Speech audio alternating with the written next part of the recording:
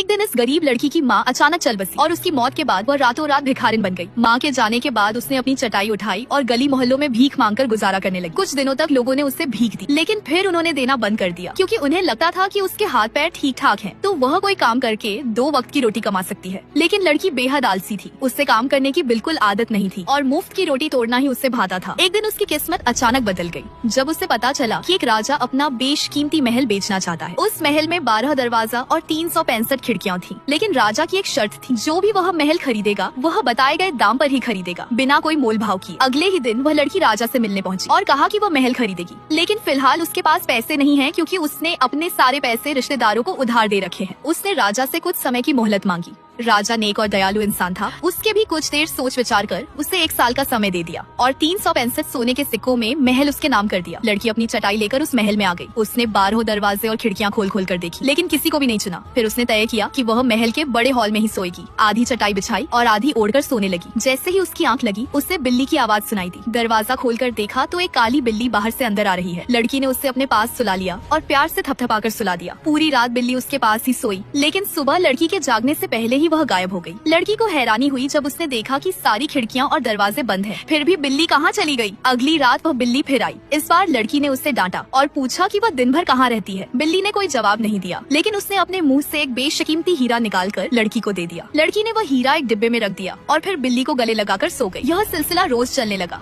रात में बिल्ली आती, एक हीरा देती और लड़की के साथ सो जाती, लेकिन सुबह होने से पहले चली जाती। कई महीने यूं ही बीत गए। फिर एक दिन लड़की को बिल्ली की हरकतों पर शक हुआ। उसने तय किया कि वह चुपके से बिल्ली का पीछा करेगी। जब बिल्ली को लगा कि लड़की सो गई है, तो वह उठी और बाहर के दरवाजे से नीचे जाने लगी। लड़की चुपचाप उसके पीछे पीछे चलने लगी। नीचे पहुंचकर लड़की दंग रह गई। वहाँ एक पेड़ था जो हीरो और सोने से लदा हुआ था। तभी उसकी नजर सामने के दृश्य पर पड़ी, जिसे देखकर वह स्तब्ध रह गई। बिल्ली अचानक एक सुंदर युवक में बदल गई थी। लड़की चुपचाप ऊपर लौट आई और सोने का नाटक करने लगी। अगली रात बिल्ली फिर से हीरा लेकर आई, लेकिन इस बार लड़की बहुत गुस्से में थी। उसने बिल्ली को पकड़ लिया और पूछा कि वह असल में कौन है। उसने पिछली रात पेड़ से चुपके से तोड़े गए कुछ हीरे भी दिखाए। बिल्ली जोर से चिल्लाई और उसी पल महल की सारी खिड़कियां और दरवाजों के शीशे चकनाचूर हो गए। बिल्ली का रूप बदल गया और वह एक सुंदर राजकुमार में बदल गया। राजकुमार ने बताया कि वह राजा का बेटा है और उस पर एक श्राप था। जब कोई उसकी असलियत जान लेगा तभी वह श्राप टूटेगा। लड़की ने उसकी सच्चाई जान ली थी, इसलिए वह आजाद हो गया था। उसने लड़की का धन्यवाद किया और सारे हीरे उससे तोहफे में दे दिए। लड़की ने वे हीरे बेचकर सोने के सिक्के खरीदे और राजा से महल को पूरी तरह खरीद लिया। बाद में दोनों ने शादी कर ली।